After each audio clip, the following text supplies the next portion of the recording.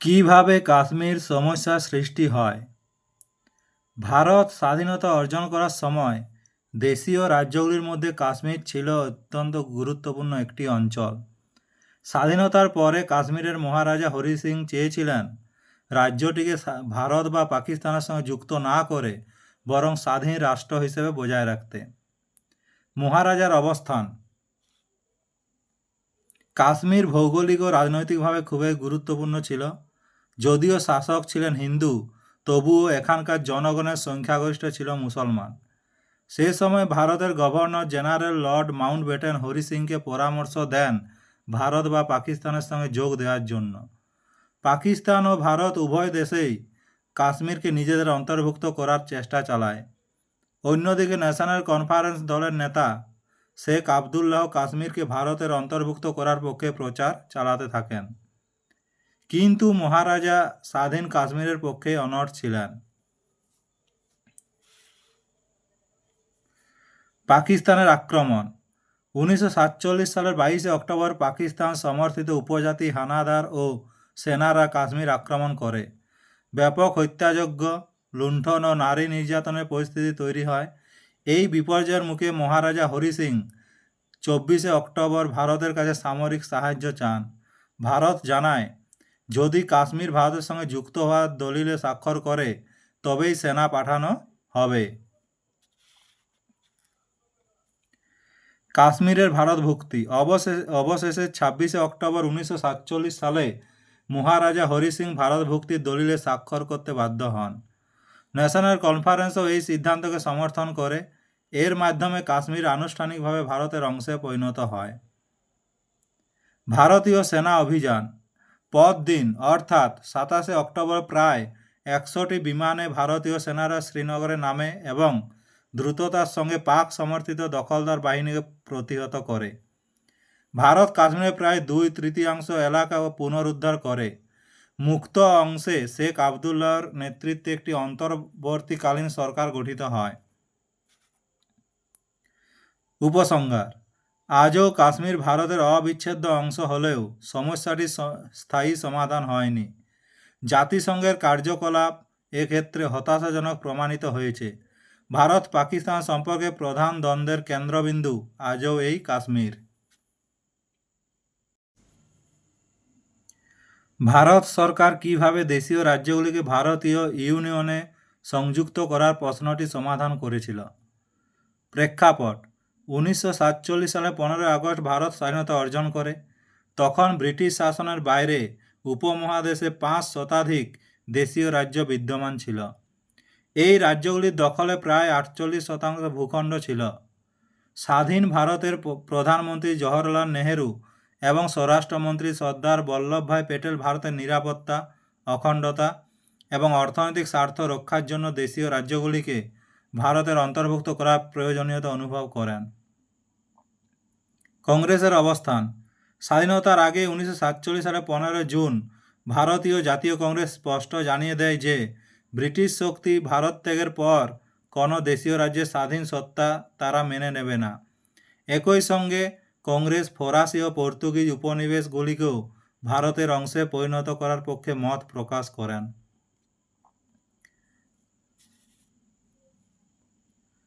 উদ্যোগ ও পদক্ষেপ: এই লক্ষ্য পূরণের জন্য জুন 1947-এ সর্দার বল্লভভাই প্যাটেলের নেতৃত্বে রাজ্য দপ্তর গঠিত হয়। তাকে সহায়তা করেন স্বরাষ্ট্র মন্ত্রকের সচিব ভিপি মেনন। প্যাটেল দেশীয় রাজ্যগুলিকে 5 আগস্টের মধ্যে ভারত ইউনিয়নে যোগ দেওয়ার আহ্বান জানান। তার ডাকে সাড়া দিয়ে অধিকাংশ দেশীয় রাজ্য ভারতের সঙ্গে যুক্ত হয়। ভারতভুক্তি প্রক্রিয়া: স্বাধীনতার 3 সপ্তাহের মধ্যেই অধিকাংশ রাজ্য ইনস্ট্রুমেন্ট অফ অ্যাকসেশন বা ভারতভুক্তির দলিলে স্বাক্ষর করে। কাশ্মীর, জুনাগড় ও হায়দ্রাবাদ প্রথমে অনীহা দেখালেও শেষ পর্যন্ত তারা ভারতের অংশে পরিণত হয়। উপসংহার: সর্দার প্যাটেলের দৃঢ় নেতৃত্ব, অক্লান্ত পরিশ্রম এবং ভিপি মেননের কূটনৈতিক দক্ষতার ফলেই ভারতকে একটি ঐক্যবদ্ধ রাষ্ট্রে পরিণত করা সম্ভব হয়েছিল। তাদের প্রচেষ্টায় দেশীয় রাজ্যগুলির বিভক্ত সত্তা বিলুপ্ত হয়ে ভারতের ঐক্য ও সংহতি সুদৃঢ় হয়। হায়দ্রাবাদ রাজ্য কিভাবে ভারতভুক্ত হয়? 1947 সালে ভারত স্বাধীন হওয়ার পর বেশিরভাগ দেশীয় রাজ্য ভারতভুক্তির দলিলে স্বাক্ষর করে ভারতের অংশে পরিণত হয়। তবে কিছু রাজ্য যোগ দিতে অনীহা প্রকাশ করে। এর মধ্যে অন্যতম ছিল নিজাম শাসিত হায়দ্রাবাদ। জনবিন্যাস: প্রায় 82,000 বর্গমাইল আয়তনে হায়দ্রাবাদ ছিল ব্রিটিশ ভারতের সবচেয়ে বড় দেশীয় রাজ্য। স্বাধীনতার সময় এখানকার শাসক ছিলেন ওসমান আলী খান। যদিও তিনি মুসলমান ছিলেন, রাজ্যের প্রায় 85% জনগণ ছিলেন হিন্দু এবং তারা ভারতের সঙ্গে যুক্ত হতে চাইতেন। নিজামের অবস্থান: নিজাম স্বাধীন হায়দ্রাবাদের পক্ষপাতী ছিলেন। এই উদ্দেশ্যে তিনি সাম্প্রদায়িক নেতা কাসিম রিজভির নেতৃত্বে রাজাকার নামে একটি উগ্র বাহিনী গঠন করেন, যারা হিন্দু সংখ্যাগরিষ্ঠদের উপর দমন নীতি চালায়। জটিলতা বৃদ্ধি: নিজাম ভারতের বিরুদ্ধে আন্তর্জাতিক মহলে অভিযোগ করেন এবং পাকিস্তান থেকে অস্ত্র আমদানি করে পরিস্থিতি আরও উত্তপ্ত করে তোলেন। এমনকি মুসলিমদের জেহাদের ডাকও দেন, ফলে হায়দ্রাবাদের অবস্থা ক্রমশ জটিল হয়ে ওঠে। অপারেশন পোলো: 1948 সালের সেপ্টেম্বর মাসে ভারত সরকার হায়দ্রাবাদকে এক চরমপত্র পাঠায়, যাতে রাজাকার বাহিনী ভেঙে দেওয়া সহ একাধিক প্রস্তাব রাখা হয়। নিজাম তা মানতে অস্বীকার করলে ভারতীয় সেনা অভিযান শুরু হয়। জেনারেল জে.এন. চৌধুরীর নেতৃত্বে 13 সেপ্টেম্বর ভারতীয় বাহিনী হায়দ্রাবাদে প্রবেশ করে। এই সামরিক অভিযানের নাম দেওয়া হয় অপারেশন পোলো। আত্মসমর্পণ ও ভারতভুক্তি: মাত্র 5 দিনের যুদ্ধের পর 18 সেপ্টেম্বর 1948 সালে হায়দ্রাবাদ বাহিনী আত্মসমর্পণ করে। এর মাধ্যমে রাজ্যটি ভারতের নিয়ন্ত্রণে আসে। পরবর্তীকালে 1950 সালের 26শে জানুয়ারি হায়দ্রাবাদ আনুষ্ঠানিকভাবে ভারতীয় ইউনিয়নের অংশে পরিণত হয়। উপসংহার: সর্দার বল্লভভাই প্যাটেলের দৃঢ় নেতৃত্বে নিজামকে অবশেষে ভারতভুক্তির দলিলে স্বাক্ষর করতে হয়। এর ফলে হায়দ্রাবাদ স্বাধীন ভারতের একটি গুরুত্বপূর্ণ অঙ্গরাজ্য হিসেবে আত্মপ্রকাশ করে। স্বাধীনতার পর ভাষার ভিত্তিতে ভারত কিভাবে পুনর্গঠিত হয়েছিল? স্বাধীনতার পূর্বে ব্রিটিশ সরকার প্রশাসনিক সুবিধার জন্য ভারতের প্রদেশগুলিকে ভাগ করেছিল, কিন্তু এতে ভাষা বা সাংস্কৃতিক ঐক্যের কথা বিবেচনা করা হয়নি। ফলে দেশীয় রাজ্যগুলির ভারতভুক্তির পর প্রশ্ন ওঠে, রাজ্যগুলির সীমানা উপজাতি নাকি ভাষাভিত্তিক হবে। দার কমিশন: 1948 সালে বিচারপতি এস.কে. দার এর নেতৃত্বে একটি কমিশন গঠিত হয়। এর উদ্দেশ্য ছিল ভাষাভিত্তিক রাজ্য গঠনের যৌক্তিকতা যাচাই করা ও জাতীয় ঐক্য বজায় রাখা। কমিশন তাদের প্রতিবেদনে ভাষাভিত্তিক রাজ্য পুনর্গঠনের বিরোধিতা করে। জে.ভি.পি. কমিটি: দার কমিশনের প্রতিবেদন সত্ত্বেও বিভিন্ন স্থানে আন্দোলন শুরু হয়। দক্ষিণ ভারতে এই আন্দোলন তীব্র হয়ে উঠলে নেহেরু, প্যাটেল ও পট্টভি সীতারামায়ের সমন্বয়ে জে.ভি.পি. কমিটি গঠিত হয়। এই কমিটিও ভাষাভিত্তিক পুনর্গঠনের বিপক্ষে মত দেয়, কিন্তু আন্দোলন ক্রমেই শক্তিশালী হতে থাকে।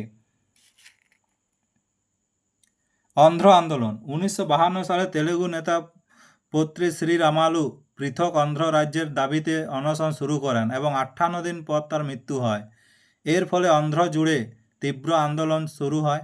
পরিস্থিতি সামাল দিতে কেন্দ্রীয় সরকার 1953 সালে মাদ্রাজ প্রদেশ থেকে তেলুগু ভাষী অঞ্চল আলাদা করে অন্ধ্রপ্রদেশ গঠন করে। রাজ্য পুনর্গঠন কমিশন ও আইন: এরপর 1953 সালে বিচারপতি ফজল আলীর সভাপতিত্বে রাজ্য পুনর্গঠন কমিশন গঠিত হয়। কমিশনের সুপারিশে 1956 সালে রাজ্য পুনর্গঠন আইন পাস হয়। এই আইনে ভাষার ভিত্তিতে 14টি রাজ্য এবং প্রশাসনিক সুবিধার্থে 6টি কেন্দ্রশাসিত অঞ্চল তৈরি করা হয়। উপসংহার: স্বাধীনতার পর ভাষাভিত্তিক রাজ্য গঠন জাতীয় ঐক্যের জন্য ঝুঁকিপূর্ণ মনে হলেও শেষ পর্যন্ত তা ভারতের রাজনৈতিক ও সাংস্কৃতিক বাস্তবতাকে সুদৃঢ় করে এবং প্রশাসনিক ঐক্য বজায় রাখতে সহায়ক হয়। উদ্বাস্তু সমস্যার সমাধানে ভারত সরকারের উদ্যোগ সম্পর্কে আলোচনা কর। 1947 সালে দেশভাগের পর পাকিস্তান থেকে লক্ষ লক্ষ উদ্বাস্তু ভারতে আশ্রয় নেয়। পশ্চিমবঙ্গ, পাঞ্জাব, আসাম, ত্রিপুরা প্রভৃতি রাজ্যে তারা ভিড় জমালে এক ভয়াবহ সংকট দেখা দেয়। এই পরিস্থিতি সামাল দিতে ভারত সরকারকে ব্যাপক উদ্যোগ নিতে হয়। পুনর্বাসন নীতি: প্রধানমন্ত্রী জওহরলাল নেহেরু উদ্বাস্তু সমস্যার গুরুত্ব অনুধাবন করেন এবং পুনর্বাসনকে রাষ্ট্রীয় নীতির অগ্রাধিকার দেন। স্বাধীনতার প্রথম 5 বছরকে তাই পুনর্বাসনের যুগ বলা হয়। উদ্বাস্তুদের জন্য বাড়িঘর নির্মাণ, জীবিকা নির্বাহ ও আর্থিক সহায়তার ব্যবস্থা করা হয়। আশ্রয় ও ত্রাণ। প্রথমে বহু উদ্বাস্তু রেল স্টেশনে, ফুটপাত ও খোলা জায়গায় আশ্রয় নেয়। সরকার বিভিন্ন স্থানে উদ্বাস্তু শিবির গড়ে তোলে এবং খাদ্য, বস্ত্র, ঔষধ, আলো, জল সহ প্রাথমিক চাহিদা মেটানোর চেষ্টা করে। শিশুদের শিক্ষার ব্যবস্থাও করা হয়। সরকারি সাহায্য। গ্রামে উদ্বাস্তুদের জমি দেওয়া, কৃষি ঋণ, গৃহ নির্মাণে সহায়তা করা হয়। শহরে তাদের জন্য শিল্প ও কারিগরি প্রশিক্ষণ ও কুটির শিল্পে সাহায্য দেওয়া হয়। দিল্লি চুক্তি। 1950 সালে নেহেরু ও লিয়াকত আলী খানের মধ্যে দিল্লি চুক্তি হয়। এতে সংখ্যালঘুদের সুরক্ষা ও উদ্বাস্তুদের দেশে ফেরার বিষয়ে পদক্ষেপ নেওয়ার কথা বলা হয়। উপসংহার। উদ্বাস্তু সমস্যা মোকাবিলায় ভারত সরকারের উদ্যোগ অবশ্যই প্রশংসনীয় হলেও তা প্রধানত দিল্লি ও পাঞ্জাব কেন্দ্রিক ছিল। পশ্চিমবঙ্গের উদ্বাস্তুদের অবস্থা তুলনামূলকভাবে অবহেলিত থেকে যায়। জুনাগড় রাজ্যটি কীভাবে ভারতভুক্ত হয়? 1947 সালে স্বাধীনতার পর ভারতের স্বরাষ্ট্রমন্ত্রী সর্দার বল্লভভাই প্যাটেল দেশীয় রাজ্যগুলিকে ভারতীয় ইউনিয়নে যুক্ত করার জন্য কঠোর অবস্থান নেন। অধিকাংশ রাজ্য অল্প সময়ের মধ্যে ভারতভুক্তি দলিল স্বাক্ষর করে, কিন্তু কিছু রাজ্য যোগ দিতে অস্বীকার করে। এর মধ্যে অন্যতম ছিল গুজরাটের জুনাগড়। সাম্প্রদায়িক পরিস্থিতি। জুনাগড়ে প্রায় 80% মানুষ হিন্দু হলেও এর শাসক নবাব মোহাম্মদ খঞ্জি ছিলেন মুসলিম। ভৌগোলিকভাবে রাজ্যটি 3 দিক থেকে ভারতের ভূখণ্ড দ্বারা পরিবেষ্টিত এবং কেবল পশ্চিমে আরব সাগর সংলগ্ন। তবুও নবাব পাকিস্তানে যোগদানের সিদ্ধান্ত নেন এবং জিন্নার সমর্থন পান। গণবিদ্রোহ। নবাবের এই সিদ্ধান্তের বিরুদ্ধে রাজ্যের হিন্দু সংখ্যাগরিষ্ঠ জনতা তীব্র আন্দোলন শুরু করে। ক্রমবর্ধমান অস্থিরতার মধ্যে নবাব পাকিস্তানে পালিয়ে যান। ভারতের হস্তক্ষেপ। এই পরিস্থিতিতে জুনাগড়ের দেওয়ান শাহনওয়াজ ভুট্টো ভারতের সাহায্য চান। সর্দার প্যাটেলের নির্দেশে ভারতীয় সেনাবাহিনী জুনাগড়ে প্রবেশ করে এবং প্রশাসনের দায়িত্ব নেয়। গণভোট ও অন্তর্ভুক্তি। 1948 সালের ফেব্রুয়ারিতে জুনাগড়ে গণভোট অনুষ্ঠিত হয়। এতে প্রায় 99% মানুষ ভারতের সঙ্গে যুক্ত হওয়ার পক্ষে মত দেয়। পরবর্তীতে 1949 সালের জানুয়ারিতে জুনাগড় আনুষ্ঠানিকভাবে ভারতের অংশ হয়। উপসংহার। গণ আন্দোলন ও ভারত সরকারের দৃঢ় পদক্ষেপের ফলে জুনাগড় রাজ্যের অন্তর্ভুক্তি নিশ্চিত হয়, যা পাকিস্তানের প্রভাব বিস্তারের প্রচেষ্টাকে ব্যর্থ করে দেয়। দেশীয় রাজ্যগুলির অন্তর্ভুক্তিতে সর্দার বল্লভভাই প্যাটেলের ভূমিকা লেখ। ভারতের স্বাধীনতার পর সবচেয়ে বড় চ্যালেঞ্জ ছিল দেশীয় রাজ্যগুলিকে একত্রিত করে ভারতের ভৌগোলিক অখণ্ডতা ও জাতীয় ঐক্য বজায় রাখা। স্বাধীন ভারতের প্রথম স্বরাষ্ট্রমন্ত্রী সর্দার বল্লভভাই প্যাটেল এই কাজে মুখ্য ভূমিকা পালন করেন। তিনি রাজন্যবর্গকে বোঝান যে প্রতিরক্ষা, বৈদেশিক সম্পর্ক ও যোগাযোগ ব্যবস্থায় ভারতের সঙ্গে যুক্ত হওয়া অপরিহার্য। বল্লভভাই প্যাটেলের পদক্ষেপ। কঠোর অবস্থান। স্বাধীন ভারতের অভ্যন্তরে থাকা দেশীয় রাজ্যগুলিকে ভারতের অন্তর্ভুক্ত করার জন্য প্যাটেল দৃঢ় ও অনমনীয় নীতি গ্রহণ করেন।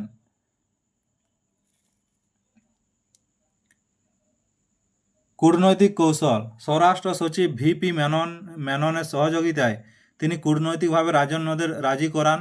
তিনি সতর্ক করে দেন যে দ্রুত ব্যবস্থা না নিলে সদ্যপ্রাপ্ত স্বাধীনতা হুমকির মুখে পড়বে। সামরিক হুমকি। কিছু রাজ্যকে তিনি প্রয়োজনে সামরিক শক্তির ভয় দেখিয়ে ভারতের সঙ্গে যুক্ত হতে বাধ্য করেন। সুবিধার প্রতিশ্রুতি। রাজন্যদের ভাতা, খেতাব ও বিশেষ সুবিধা প্রদানের আশ্বাস দিয়ে তাদের আস্থা অর্জন করেন। ভারতভুক্তির দলিল। দেশীয় রাজ্যগুলিকে ইনস্ট্রুমেন্ট অফ অ্যাকসেশন বা ভারতভুক্তির দলিলে স্বাক্ষর করতে উদ্বুদ্ধ করা হয়, যা ভারতের সঙ্গে আনুষ্ঠানিক যোগদান নিশ্চিত করে। উপসংহার। যে সময় ভারতের ঐক্য ভেঙে পড়ার আশঙ্কা ছিল, ঠিক তখনই সর্দার প্যাটেলের দৃঢ়তা ও বাস্তববাদী সিদ্ধান্ত দেশকে একত্রিত করে। তাই তাকে যথার্থে ভারতের অখণ্ডতার স্থপতি বলা হয়। ইউরোপে জার্মান ঐক্যে বিসমার্ক যেমন মুখ্য ভূমিকা নিয়েছিলেন, তেমনি ভারতের ক্ষেত্রে সেই ভূমিকা পালন করেন সর্দার বল্লভভাই প্যাটেল। রাজ্য পুনর্গঠন কমিশন সম্পর্কে আলোচনা করো। স্বাধীনতার পর ভারতবর্ষে দেশীয় রাজ্যগুলি যুক্ত করে রাজনৈতিক একীকরণ ঘটানো হলেও 1950-এর দশকে আবার এক নতুন সমস্যা দেখা দেয়, ভাষাভিত্তিক রাজ্য গঠনের প্রশ্ন। এই সমস্যার সমাধান ও সঠিক প্রশাসনিক কাঠামো গড়ে তুলতে গঠিত হয় রাজ্য পুনর্গঠন কমিশন।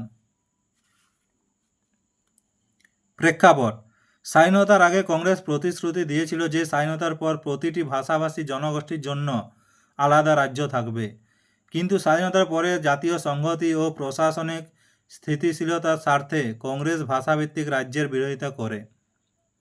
এর ফলে অন্ধ্রপ্রদেশের জন্য তেলেগু ভাষীদের আন্দোলন শুরু হয় এবং অবশেষে অন্ধ্রপ্রদেশ রাজ্যের জন্ম হয়। এই ঘটনার পরে ভাষাভিত্তিক রাজ্য গঠনের দাবি দেশের নানা প্রান্তে ছড়িয়ে পড়ে। কমিশন গঠন: এই পরিস্থিতির পরিপ্রেক্ষিতে 1953 সালে ভারতের রাষ্ট্রপতি একটি কমিশন গঠন করে। সুপ্রিম কোর্টের বিচারপতি সৈয়দ ফজল আলী ছিলেন এর সভাপতি। অন্য দুই সদস্য ছিলেন কে এম পানিক্কর এবং হৃদয়নাথ কুঞ্জরু।